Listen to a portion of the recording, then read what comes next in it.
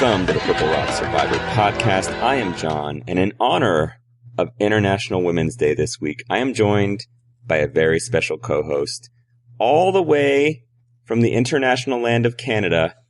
Andy is my co-host this week. Welcome to the podcast, Andy. I am international, and I love women.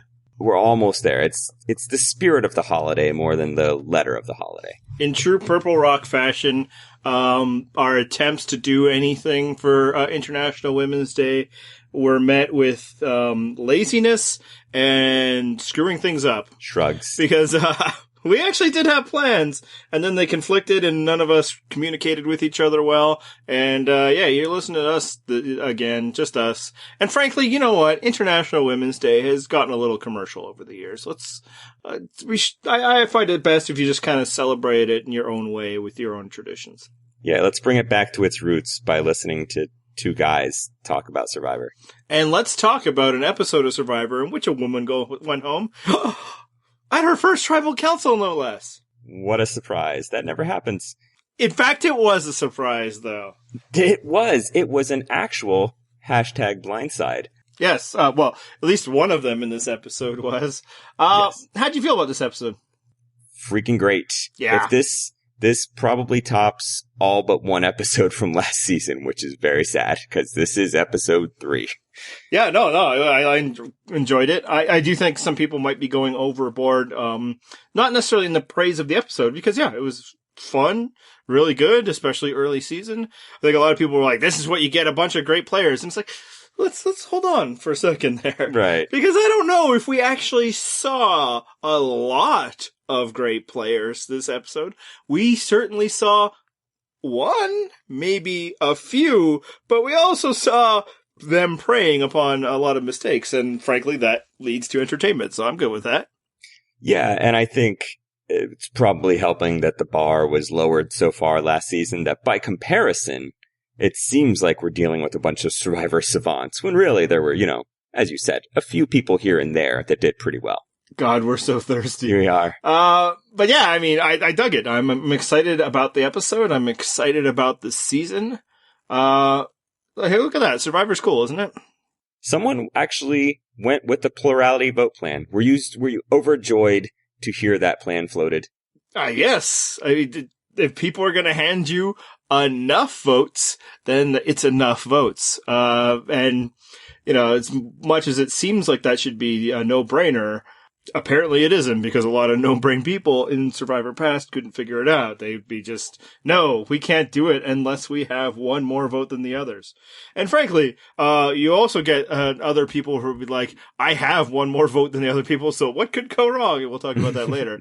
But no, I loved the move by James. We'll credit to James because the episode did, and we have no reason to believe otherwise. Obviously he had help. But I loved it, and it wasn't just that, he took his, minority position and won a plurality, as you say. Every decision he made, I fully support, and I'm looking forward to breaking it all down. Yeah, as I said, if you think back to last season, there was one impressive move. That was quickly undone. Was it like week 10? Something like that, This is week 2.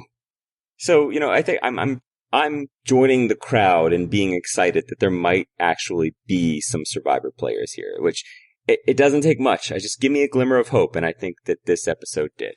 But I don't want to throw too much water on it. Frankly, it only takes a handful of good players. Right.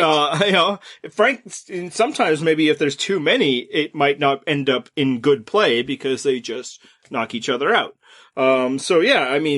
James getting to do what he did because he was faced with, the Keystone Cops of the former Navidi tribe. Exploit, do that thing, man. Mm-hmm. So he gets there onto this, and once the merge happens, and it's, James, Donathan, he was in this episode, right? Kind of, maybe? Barely. Libby and Laurel. It seems like they should be down, but immediately the measuring contest of Chris and Dominic will not let up. I love that it persists. Like, all they have to do is just, they had tried. They had at least formed the, faux cordial relationship. The relationship of the fake idol. Yes. That suggested, oh, okay, we'll at least pretend to be aligned. And they immediately both drop the act once they get into this new tribe. And I'll say, okay with the idea of not just sticking to your original alliance once a swap happens, especially a swap this early. Yep. That maybe you weren't in an ideal situation, you find something new. But the way both sides of the Navidi divide approach this was just dumb. It's because it's like, if you want to form a new alliance because you have a new swap, it's tough to do if you end up going to tribal council in day 3, but obviously once they were starting their plans in motion, they weren't banking on the fact that they were going to tribal council. What you can't do though is form a new alliance in which you are no longer in a majority position. And that's what both of them seemed really excited to do. It was like a race to take that position, too. Yeah. Like, let me put myself on the bottom of an alliance right now. Yeah. Like, as bad as it was in Tocantins, when Coach's group just kept vying for the attention and affection of JT and his crew, they still had more people at that time when they were doing it. Whereas, it's like Chris and Angela and 4 other people. Or it's Dominic, Wendell, and the other one, the one that went home, Morgan. And 4 other people. It's like, what's the plan here? I was going to point out that it felt very Tocantins-esque because, like, the focus immediately shifts from getting rid of the obvious minority alliance within your group because everyone is so eager to take out someone from their own side instead that they're just blinded by the numbers in front of them. Just like, no, it'll all work out. I really need to get rid of this person. Yeah, and it's great. It's fantastic. This is the sort of thing we were hoping for when you and I were both heavily invested in Chris Noble as a character.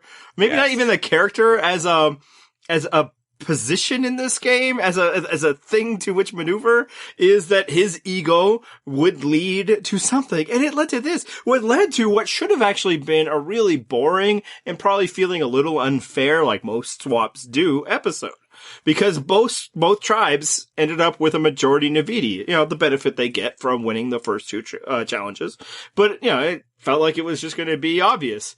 But no. Chris Noble isn't going to let this happen. Chris Noble is going to change the way this is going to be played. And lucky for us, he has a willing antagonist on the other side. And it all blew up deliciously. Chris Noble is a take charge kind of guy, and he's going to take charge of this situation. He's going to take this 5-4 majority and drive it into the ground. And what's wonderful about Chris Noble is when he's, recruiting 4 other people. Like, if you really want to do this, like, get a couple, man.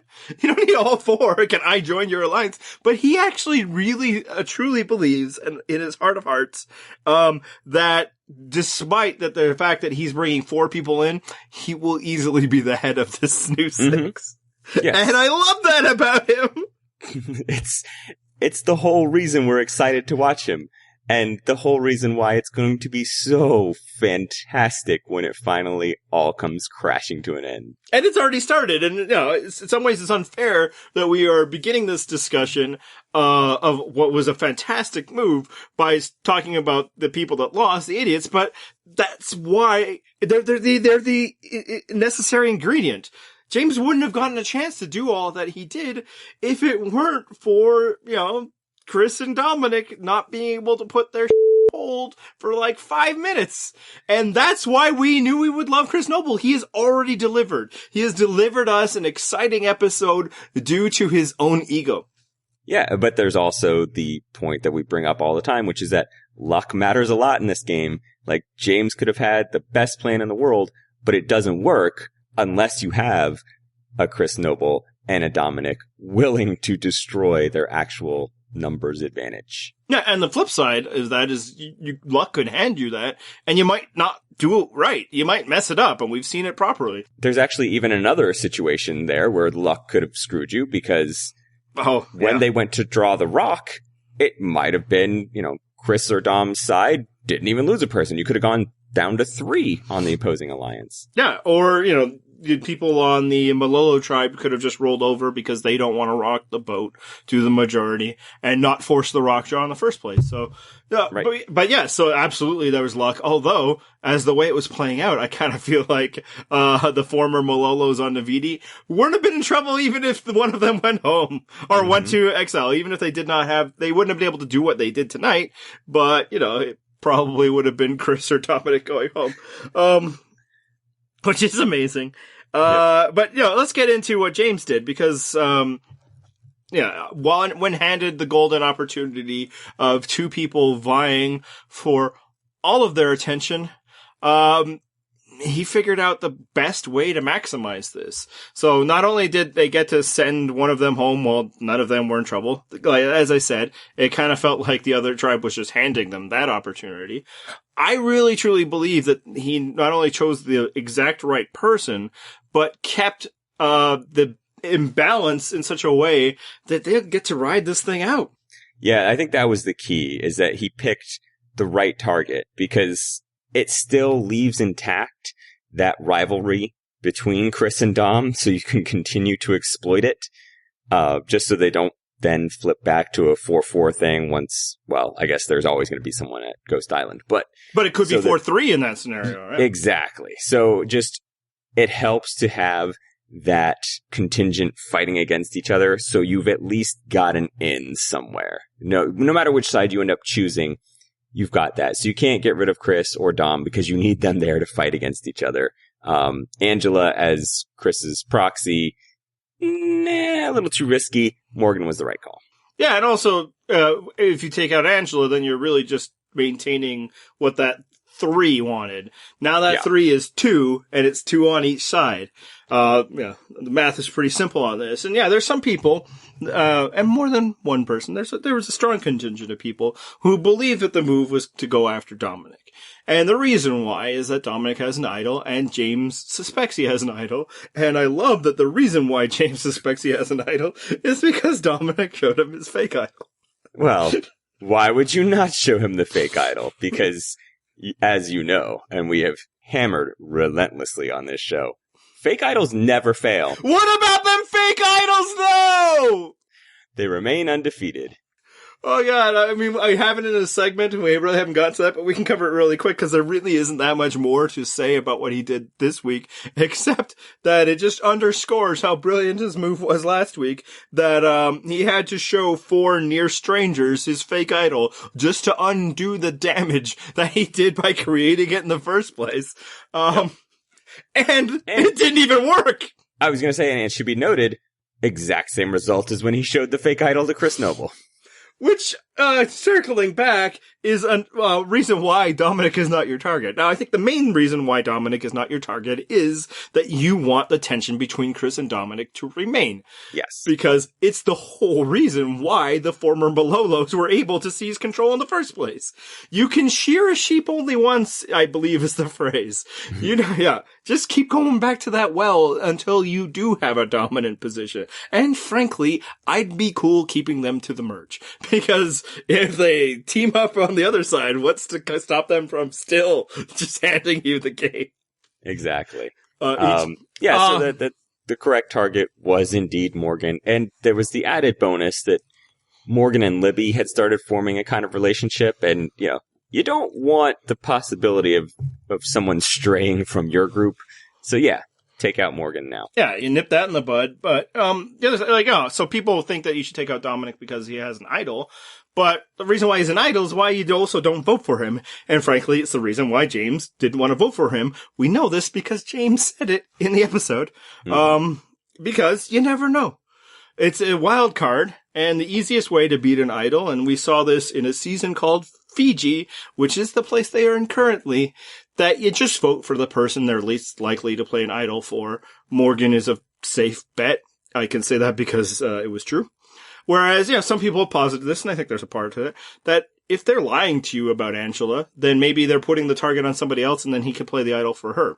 You don't know if they're lying to you or not because you've never been to tribal council before. Mm-hmm. And frankly, Dominic seems like the kind of person who will be lying to you, largely because he's lying to you. Mm-hmm.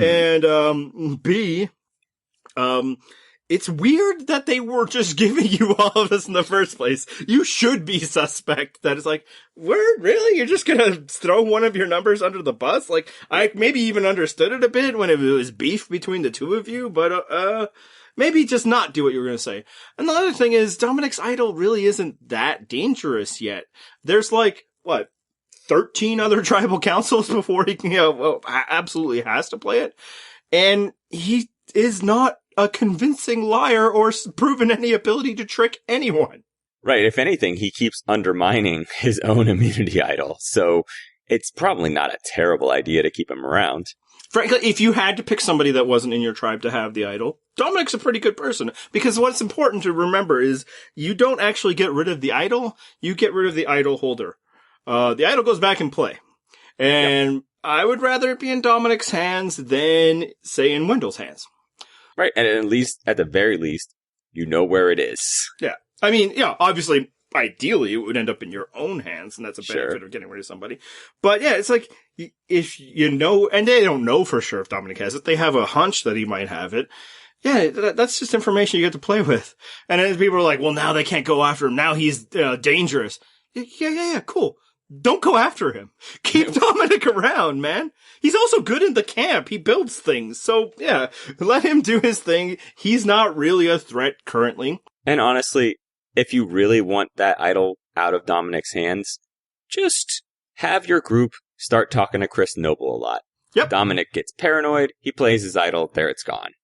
Yeah, I mean, that's, kind of gets into a bit of my prediction, but more, this is theorizing what they should do next, because people are like, how do they get Dominic out next? And my answer would be, you don't. You absolutely don't. What you do. That's not the goal. Is, Chris should be all like, okay, well, you didn't get rid of Dominic, but clearly, you guys are still on my side.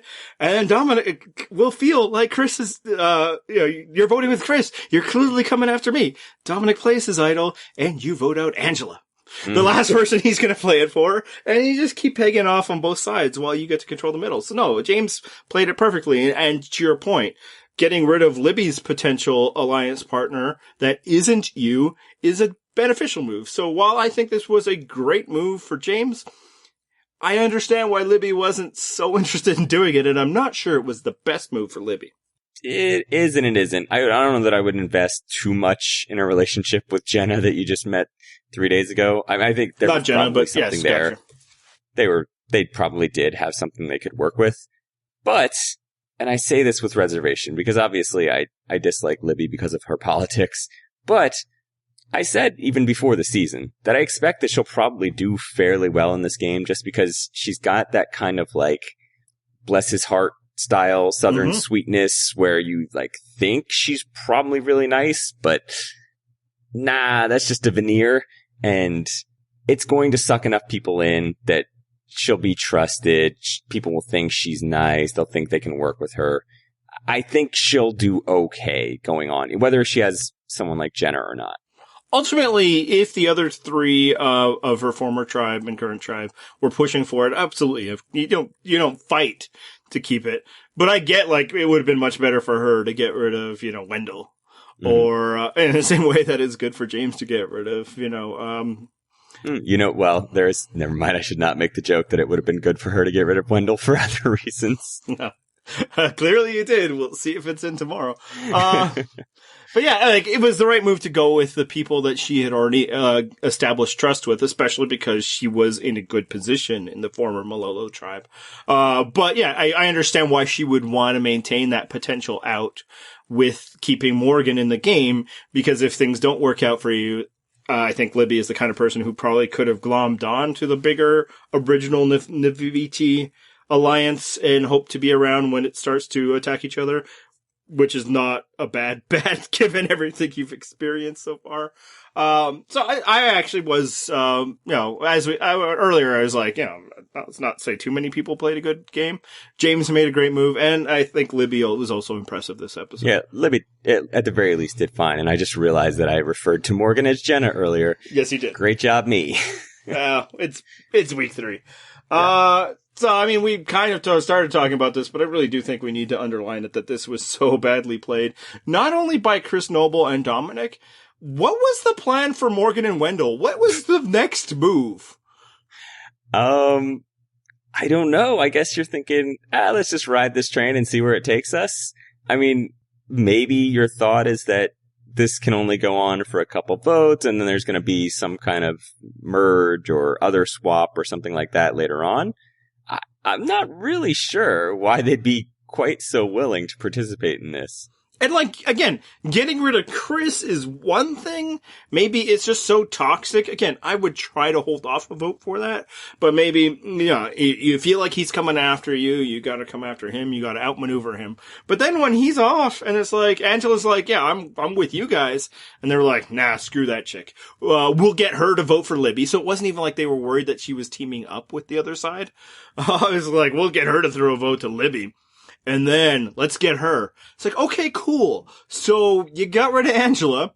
Chris comes back. What's the next move?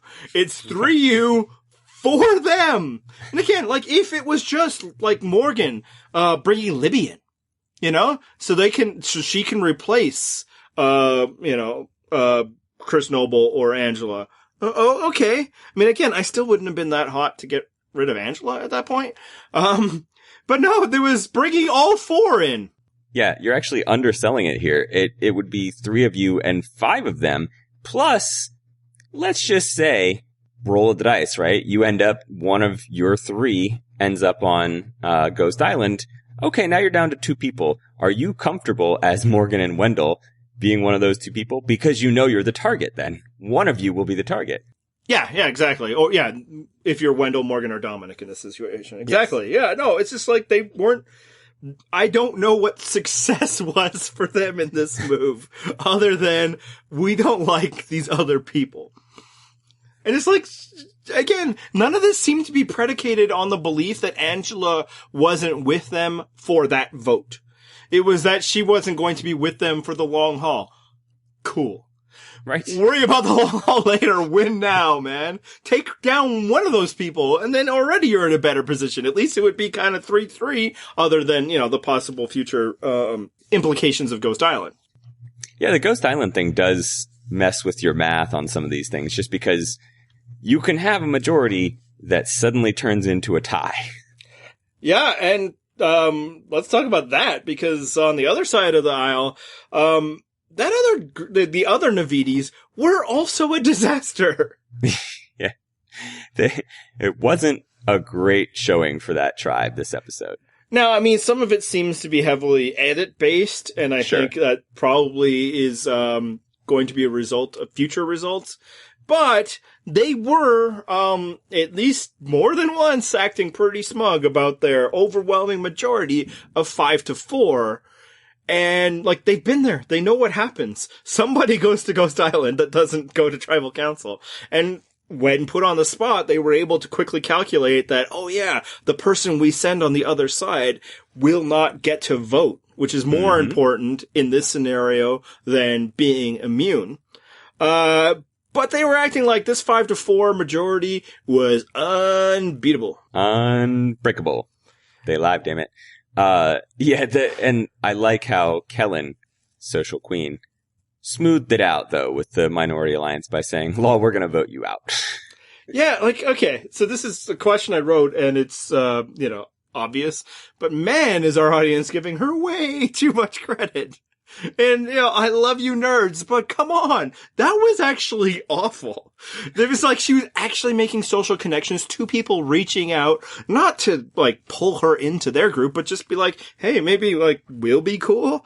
Just, like, kind of maybe looking out for themselves, or at least the duo of, Stephanie and Jenna. And she's just like, oh man, I really like you guys, but you're doomed. And I read people out there be like, well, that's better than leading them on. No! Leading them on is the thing to do! Because you never know when you're leading them on might come in handy later because they're still in the game. And what are you worried that they're not going to get their final jury vote? You're planning on voting them out before they get there. You lead them on because there are so many ways this go wrong for you. And in this very episode, we saw two of them. One of them, I understand as, it might take a while for your mind to get around it. Although I gotta say, if I was there, I think my mind would be there because what else do I have to think about is that, that 5-4 majority can go 4-4 real quick. And the other reason is there's idols. Idols are a thing. Idols. Yeah. And I mean, you got to see after the challenge the mechanism for determining who's going to get sent to Ghost Island if you can't get a unanimous pick. And let's be clear, you're probably not going to get a unanimous pick anymore. Yeah, and I suppose that's one place where we should give them the benefit of the doubt. Maybe they don't know that yet.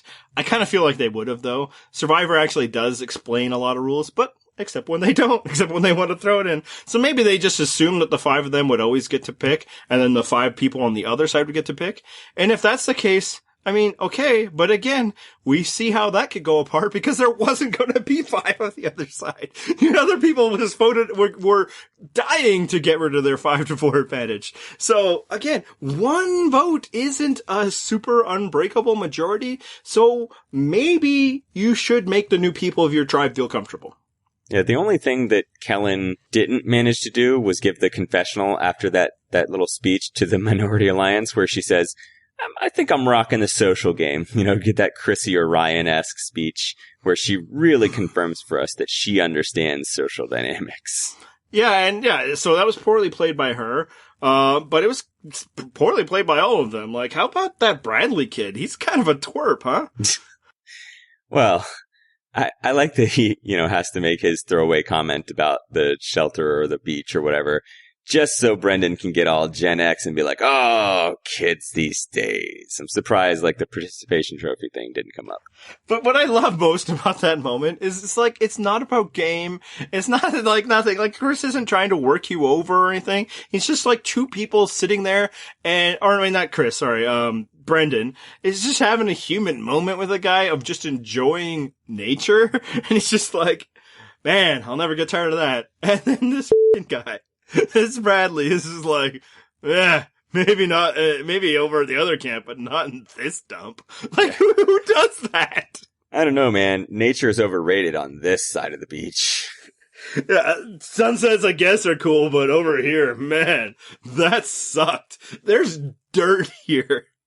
Oh man, it was amazingly bad. And I mean, obviously, this is something that could be very much edit driven. Maybe the 2 or 3 times he complained all made the edit because of reasons. But it wasn't completely invented because the other side was talking about it too. Like, man, all these guys do were complain. And along with the genius social engineering of, making it completely obvious that it's just us 5 versus those 4. So apparently they weren't all that interested in hey, where's those other 4 going right now? Yeah, they weren't even all that in tune with trying to pretend there was harmony and potential for togetherness. Yeah, and that's just really bad Survivor play. Fake it. Yes, fake it. Hey, it's us, man. We're together. Oh yeah, hey, it's great to meet you. And then you can pull off his side. It's like, man, this place is a dump and these guys had tools.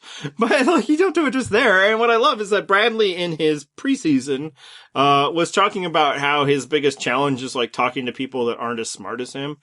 And what it made me think while I was seeing that of this, maybe you're not so smart after all, buddy.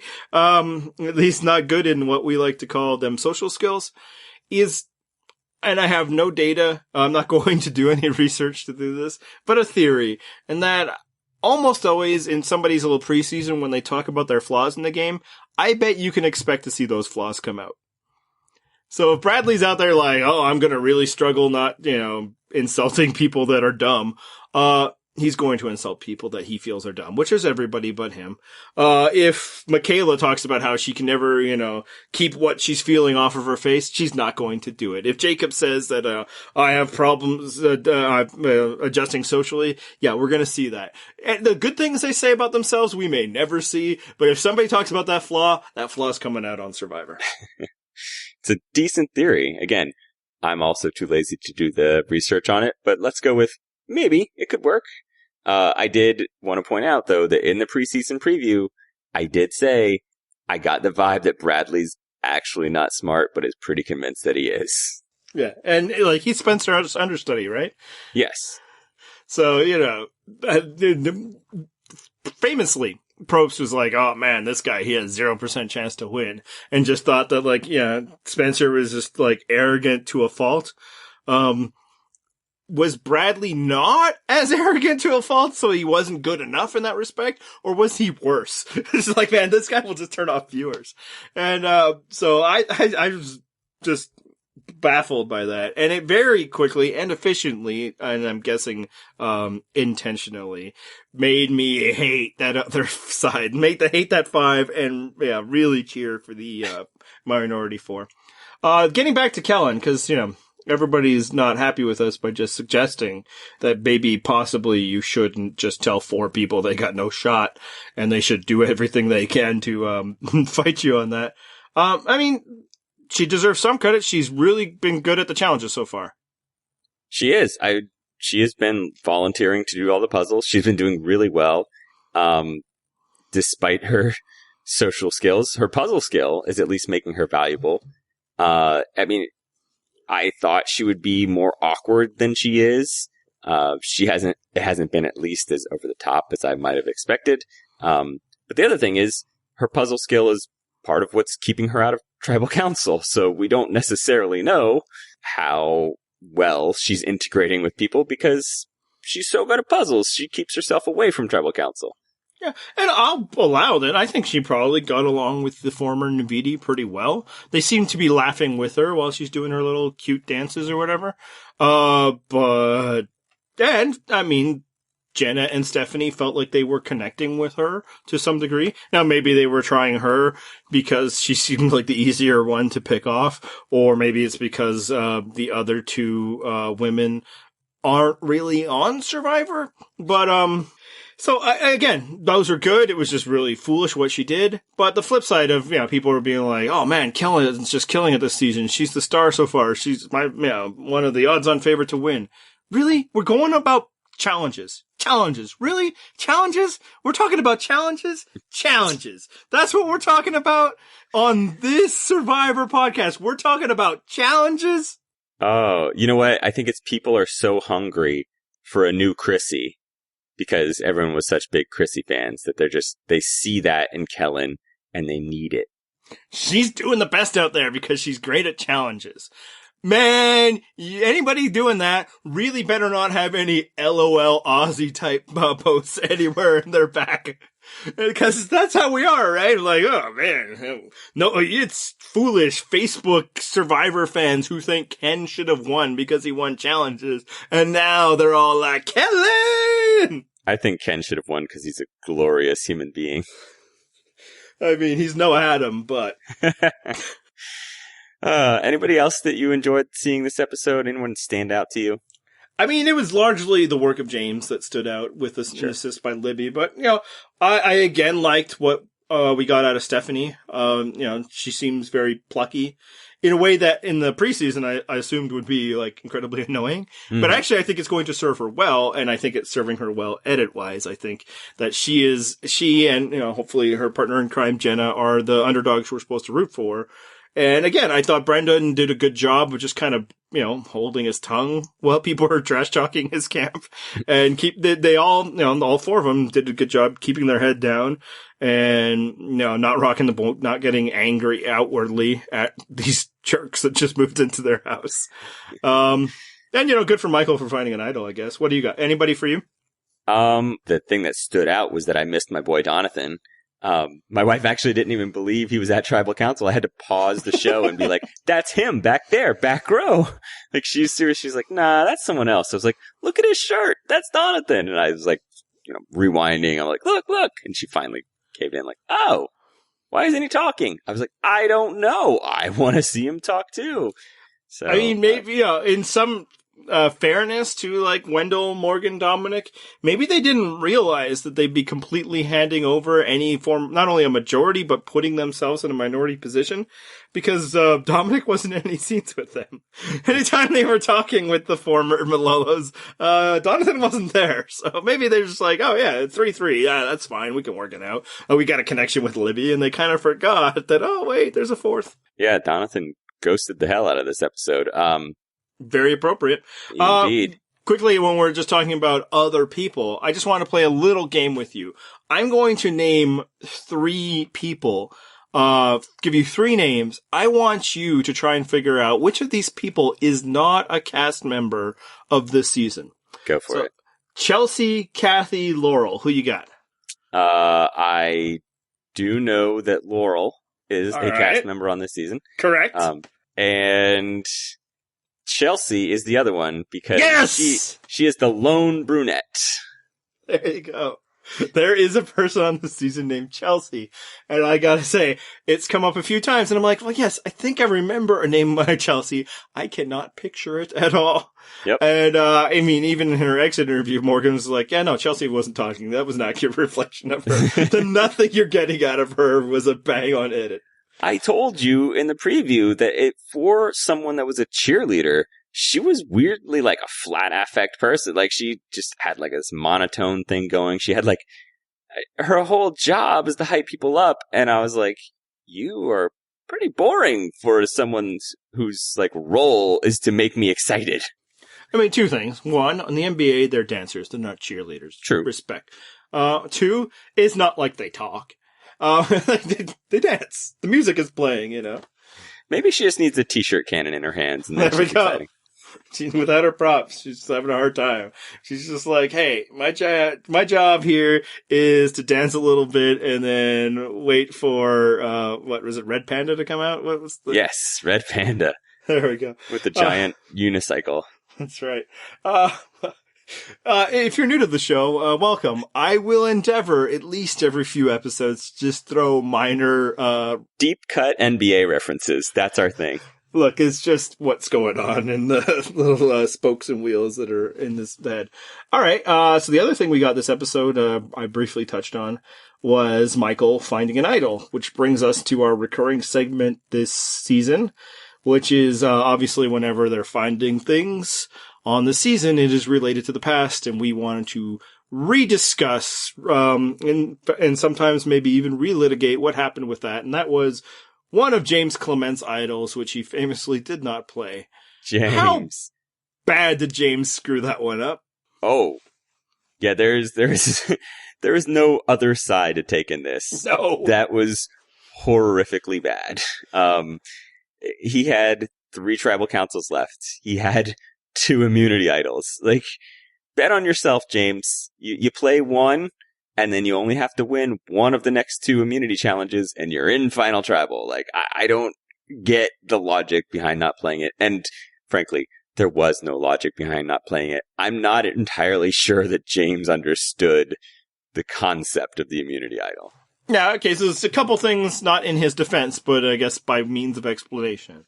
One, James obviously thought he was in a secure alliance and did not quite understand what these things meant because he's not exactly a Survivor student. Mm-hmm. And I suppose you could argue he had good reason for believing that he was in good with that alliance because one member of that alliance did hand him both one of the idols and the instructions to get the other idol. Mm-hmm. So, I mean, I suppose that's a good way of building trust. Yep. But, as you say, 3 left, 2 idols. I mean, you don't even really have to bet on yourself to win one, although you should, especially if you're, James at that point in history of Survivor. Now, we know now that he has never won an individual challenge, but this was A, his first season, B, a different kind of Survivor. Survivor used to be a little bit more physical. I'm not going to do the research on how physical the China challenges themselves were. And C, again, if James doesn't really understand Survivor, I doubt he has the thought process of, these challenges aren't going to be for me. But moreover, if you play an idol then, can you imagine the cojones that other tribe has to be like, okay, well, he's not going to play it now. We're going to blindside him tonight. I will say, though, the nice thing about this is, and I tweeted it during the episode. When someone gets the James idol, there is no dispute as to whether that might be a fake idol. Because if you've ever seen Survivor, you'll be like, oh, okay, yeah, that's not some shells and a string you found laying around. That's very clearly something that was placed here, even if you hadn't seen previous seasons. And you should say seasons, because the shot of James holding up two idols and not doing anything with them has been played multiple times in Survivor history. Obviously when he comes back, and other times when they just talk about dumb decisions, reunion shows. So yes, that is a very identifiable landmark. And I mean, congratulations to them for getting James to give that up. Because I'm sure he prominently displays him in his home. And I mean, the other note of this one, not from James' perspective, because I agree, there's no other side. It was just a complete screw up. You should have been planning to play it at 3, figuring that, you either win the next week or just that's when you gamble. But this one isn't getting hit in anybody's crotch. Well, I mean, unless you got something really unfortunate going on down there that left you a lot of room. And some people are like, well, how are you going to sneak that to tribal council? Look, they have bags, people. The same way James did. James was able to bring 2 of them, and apparently, people not know about it. Although everybody knew about it. One thought. So, Chris goes to Ghost Island, and again, nothing, right? Already making feel Ghost Island is such a dud that we didn't even think to talk about it. Oh, actually, we should talk about that real brief. We should talk about how Chris Noble, they humanized him. They ruined it for us by humanizing him. That's not cool. And before people start freaking out, it was like, oh, this means he's going deep. Now, sometimes the jerks get human moments too. Kyle Jason got human moments too. Sometimes it's just that's what was going on at Ghost Island. So I'm not worried that this is going to mean anything about Chris becoming a hero or anything. Nah. But still, it was more depth than either of us wanted out of Chris Noble. Yeah, I need one-dimensional Chris Noble, and I need him to just have arrogance.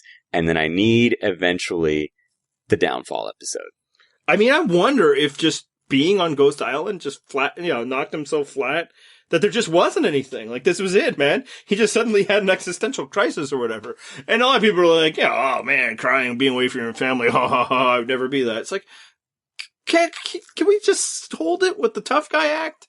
They're like, maybe sometimes people just cry to release stress. I mean, I don't understand how that works, but I've read about it. So I mean, it might not just be that he's like sobbing about missing his family, and if he is, whatever, good on you. It could be that Survivor's a pretty stressful situation, and he got a minor break from it, and it did some things to him, and good for him for being able to do it and talk about it on TV. But don't do it again, Chris Noble. I don't want that out of you. Nope. But getting back, it's like, so he doesn't get to play the game, and again, it makes Ghost Island already feel like nothing. I wonder, it's probably not the case, they probably have timed these things out, but I wonder if production was like, oh, no, make that one a dud, because we already have our nostalgia moment for this season once Michael found that idol. For this episode, you mean? For this episode, correct. Yeah. So that's something I just maybe look ahead if we ever get 2 in one episode, or if like every time somebody finds an idol, there's not going to be anything going on at Ghost Island. Interesting conspiracy theory here. And obviously I'm not generally somebody who traffics in conspiracy theories. I'm the person who insults people who enjoy themselves that way, because how dare they? But this is, it doesn't feel that long a bridge that far. It's just like, we're going to play these eventually. It's just not a big deal to swap today for tomorrow, just like they sometimes have to do with challenges. All right. I guess it's time for predictions. Mm-hmm. And who do you have? Are we doing one per tribe? One per tribe. We're not guess which one, although I have a pretty good feeling of which tribe might go. But let's start with the tribe that went to tribal council this time, Navidi. As I laid out, I think the next move is to take out Angela, because it keeps the imbalance going. It, completely dodges Dominic's idol. And again, it's not that much of a worry that like Chris Noble is going to take over the game, Chris Noble and Angela. But it's more like you don't know what's going on with those other former Navidi members. If it was truly split down the line of like Team Chris versus Team Dominic, although I doubt either team would identify themselves as that. Mm-hmm. Then just keep taking out people from both sides so that when a merge comes, there might not be numbers either way. So I would target Angela as my own personal move, and I'm going to say that that's what they're going to do anyway. That would be the smarter thing to do. And James has demonstrated he has some capacity for doing the smart things. I just want it to be the Chris Noble downfall episode. I'm ready. It's right in that douchebag sweet spot of, 4 episodes in. Let's do it. Let's give an entire Chris Noble downfall episode. Don't even try the red herring thing. Just all Chris, start to finish. We know it's going to be him. Just watch him crash and burn. Well, what would be beautiful about that is it could really be a double crash and burn, because in the same time, Dominic plays his idol for himself. Yes. It would be glorious. That's what I'm saying, is this is what I want from Chris, and I think he's got it in him. He has the ability to give us that douchebag episode, the San Juan del Sur special, the only interesting episode from San Juan del Sur. I think he can do it. The finale was interesting. I don't want to get all Kemper on you here. I may have been engaging in some hyperbole there. How dare you steal my shtick. Okay, what do you got for the other tribe? I'm going to go with Jenna, just because of that group. I don't know if they'll end up targeting Michael. Actually, Michael was the other one that I debated them targeting, but I just don't feel like Michael would give Jenna the idol, even if he thought maybe they were going to play it on her or try to put the votes on her. So I'm saying Jenna. Yeah, see, I think the former Navidi members of Malolo are doomed to failure. Just the edit makes it feel like they made us hate them. I don't know if they do that and then them be successful the very next episode. I think Bradley's going home. I think that's what every part of the edit of what's going on that beach is about. It's just like, this is why these guys lose. It's because they're arrogant, and he's the most arrogant. So obviously what I'm thinking is that the idol comes into play. And again, they highlighted that as a big motivator. We got to do something with this idol. Already in the previews, we see our hero Stephanie worrying, but she's not going to give up. So I think either, and frankly, who goes to Exile Island won't really even matter in that. It's just, and I would say that it would probably be benefit the former Malolos if one of them goes, because then that's one less person. Target. Yeah, one less person to worry about the idols. And, how they get the right person. Maybe the other tribe is just like, oh, we gotta get rid of Michael. He's the strongest. Which, I mean, that idea has already been floated by, some Survivor players. But maybe it's something as simple as the former Navidis on Malolo are stupid enough to make it obvious. And that feels like something that could happen. And so let's move on to some plugs here. Of course, you should know by now, our website is purplerockpodcast.com. Live blogs every week, fantasy game going on, standings updated every week. We do secret scenes on Mondays, so if you haven't caught the secret scenes yet, our boy Taco goes through and picks out the best of the best for you, so you don't have to search through all of them. What else do we have up there? Other things? This podcast, for one. Yeah, I honestly wasn't listening. I kind of tuned out. Hey, as I often do to you. But I would hope so, frankly. So on Twitter, I am Purple Rock Andy. You are Purple Rock John, and the site is Purple Rock Pod. You can find the podcast both on our website and your friendly podcatchers such as iTunes and Stitcher and Google Play. And if you ever wanted to leave us a review, that'd be cool. We might even see it one day. Eventually, when we check in iTunes every 6 months. You got anything else? Nope, that's it. Let's hit some theme music. Now you rest eternally sleepy. You burn when you creep me. Rest where the worms and the weak be. My 9 flies, baptized, rap guys with the Holy Ghost. I put holes in most. You hold your toes shaky.